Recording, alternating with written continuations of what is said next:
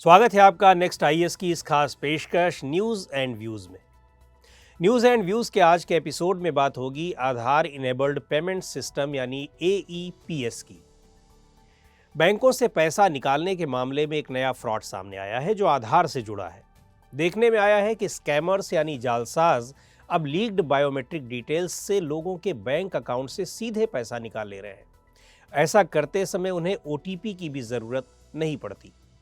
क्या है आधार enabled payment system? इसे शॉर्ट में एईपीएस भी कहते हैं।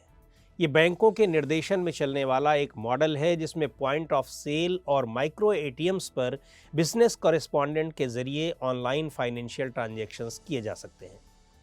इसके लिए आधार ऑथेंटिकेशन की ज़रूरत पड़ती है। इस सिस्टम को national payments corporation of India ने बनाया है।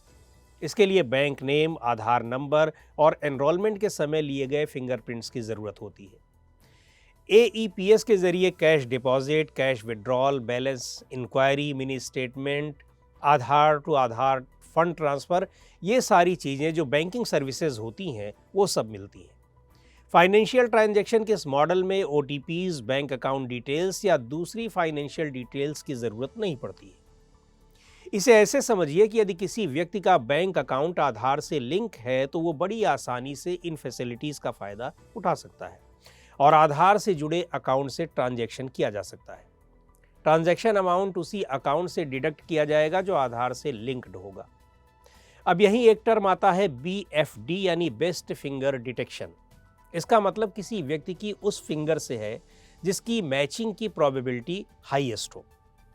कोई चाहे तो एक से ज़्यादा फिंगर्स को बीएफडी के रूप में दर्ज करा सकता है।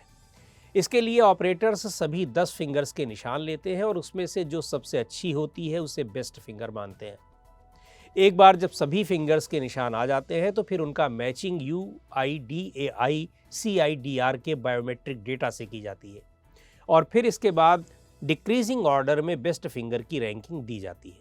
आधार इनेबल्ड पेमेंट को सेफ, सिक्योर और यूज़ करने में आसान माना जाता है। इसे फर्जी और इलीगल एक्टिविटीज़ पर रोक लगाने वाला भी माना जाता है। इस पेमेंट सिस्टम के जरिए सरकार अपनी कई वेलफेयर स्कीम्स में भी पैसे भेजती है। आधार इनेबल्ड पेमेंट वाला ये सिस्टम बैंकों में इंटर ऑपरेबिलिटी को भी सेफ और सिक्योर बनाता है। इस सिस्टम के जरिए दूर दराज के इलाकों में भी लोगों के पास बैंकिंग सुविधाएं पहुंच पा रही हैं जिन इलाकों में बैंक या उनकी ब्रांचेज नहीं हैं। उन इलाकों में बैंकिंग कॉरेस्पॉन्डेंट के जरिए लोग लेन देन कर पाते हैं। बड़ा सवाल है कि आधार की बायोमेट्रिक इंफॉर्मेशन लीक कैसे हुई। देखा जाए तो आधार नंबर्स फोटोकॉपीज या दूसरे सॉफ्ट कॉपीज के जरिए बहुत आसानी से उपलब्ध हैं और इन्हीं इंफॉर्मेशंस के आधार पर स्कैमर्स कई तरह के फ्रॉड्स को अंजाम देते हैं। किसी व्यक्ति की बायोमेट्रिक इंफॉर्मेशन उसकी आइडेंटिटी का पार्ट है। पासवर्ड की तरह इसे बदला नहीं जा सकता। एक बार यदि कोई cyber criminal fingerprints, retina, facial या वॉइस वाले इस बायोमेट्रिक डेटा को हासिल कर लेता है तो वो हमेशा के लिए हो जाता है। इस बायोमेट्रिक इंफॉर्मेशन को सिक्योर कैसे किया जाए? अगर कोई आपसे आपका बायोमेट्रिक डेटा ले रहा है तो उस वक्त आपको अलर्ट रहने की ज़रूरत है कि कहीं उस डेटा का इस्तेमाल किसी दूसरे काम के लिए तो नहीं हो रहा है। यूज़र्स को इस बात की सलाह भी दी जाती है कि वे UIDAI वेबसाइट या मोबाइल ऐप के ज़रिए अपनी आधार इन्फॉर्मेशन को लॉक रखें। अगर ये लॉक होगी तो कोई भी ट्रांजैक्शन नहीं हो पाएगा और ज़रूरत पड़ने पर इसे अनलॉक भी किया जा सकता है। यदि आपको अपने बैंक अकाउंट में कोई सस्पिशियस एक्टिविटी दिखती है तो सबसे पहले आधार बायोमेट्रिक इन्फॉर्मेशन को लॉक करना चाहिए। इसके साथ ही बैंक को भी तुरंत इन्फॉर्म करने की ज़रूरत है।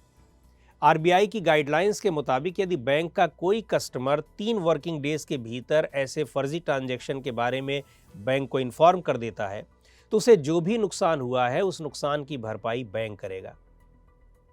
आधार 12 डिजिट वाली एक यूनिक आइडेंटिटी है जिसे इंडियन सिटीजन्स और रेजिडेंट फॉरेन नेशनल्स द्वारा वॉलंटियरली हासिल किया जा सकता है अगर वो 12 महीनों में कम से कम 182 दिन भारत में रहता है। इस नंबर के लिए बायोमेट्रिक डेटा की ज़रूरत होती है जो unique identification authority of India यानी UIDAI कलेक्ट करती है।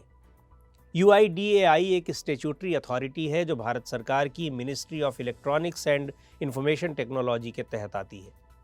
इस अथॉरिटी को Aadhaar, targeted delivery of financial and other subsidies, benefits and services act 2016 के प्रोविजंस के तहत गवर्न किया जाता है।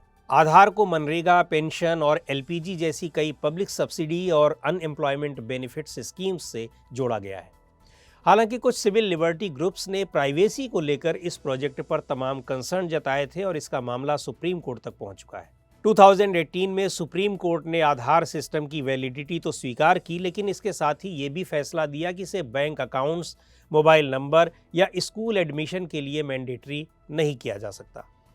तो आज के इस एपिसोड में इतना ही। अगले एपिसोड में हम फिर मिलेंगे किसी नए टॉपिक के साथ। आपको ये प्रोग्राम कैसा लगा, कमेंट करके हमें ज़रूर बताएं। आप अपने सुझाव भी हमें भेज सकते हैं।